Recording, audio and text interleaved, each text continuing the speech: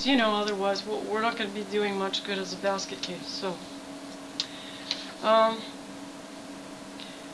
the book that I highly recommend to you, aside from the Holy Bible, is and other books like, for example, Codependent No More and Letting Go, and inspirational devotionals like I've got Streams in the Desert by Cowman. It's a devotional recovery Bible, recovery NIV devotional Bible. It's got tips all through the Bible here on, you know, the 12 steps, for example, and what scriptures that might relate to. Of course, I've got advanced education in it now, in all of these things, so and work experience. And the book that really was a turning point for me practically, to breaking it while it was in the acute stage, or when I was in the crisis stage of panic, for example, it was called Hope and Help for Your Nerves. Now, if you Google search this in any library, it is a very popular book, although it's written by a medical doctor, a female matronly pioneer medical doctor who pioneered this, book.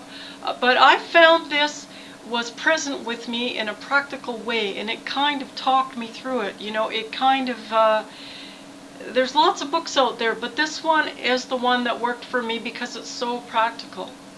And but you have to test for yourself. I'm a very practical person. I need real practical, feet on the ground kind of person, and so it really worked for me, for my particular type of personality. And one of the suggestions, for example, the tools and tips that she gave in her book, was to float. Now that might sound crazy when you're having an anxiety attack, but she would say, let go and float. Because the whole way you get anxious is through tension and control. And so the more controlling or worrisome thoughts you're thinking, as the Bible says, fret does only harm. So the Bible says not to worry and not to fret. And it can actually lead you to these kinds of problems and disorders. So it's important to follow and obey the truth. But if you're already in the trouble and you're having in the middle of a panic attack, for example, if she said, for example, float through it. Float through all the discomfort, just float. Float through all the tension, just float. Just think to yourself, float, let go. Float, let go. And she said eventually, because, this is the understanding part now, understanding also helps. What you're doing is you're feeding the cycle with the worry thoughts. Oh no, those kind of thoughts that, you just discipline yourself. Stop, float, relax, whether you feel like it or not. And you're going to have all this tension, all this discomfort, all of this panic flowing through you.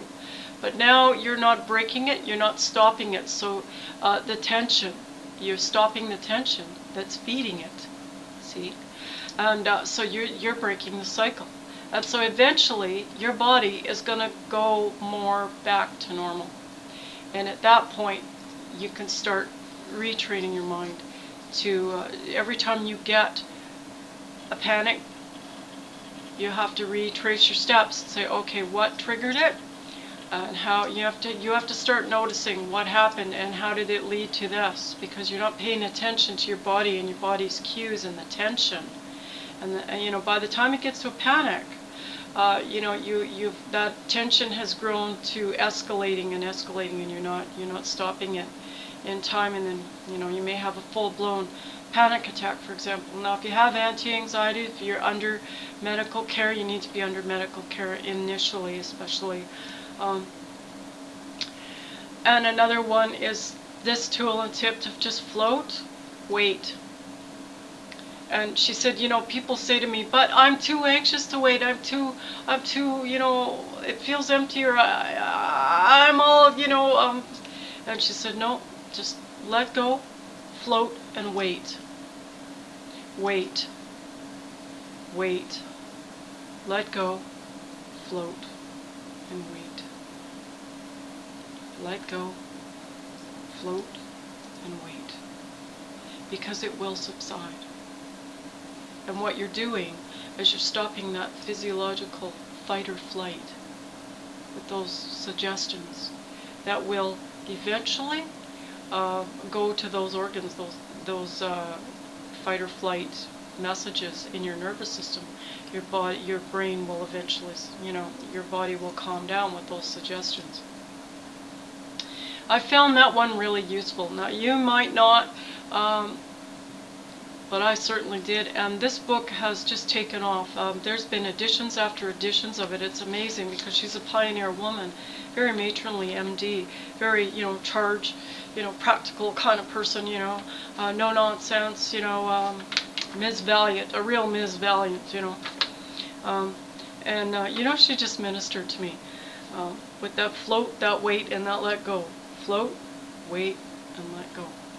And another acronym I have for you to make sure that you learn that you're taking care of yourself.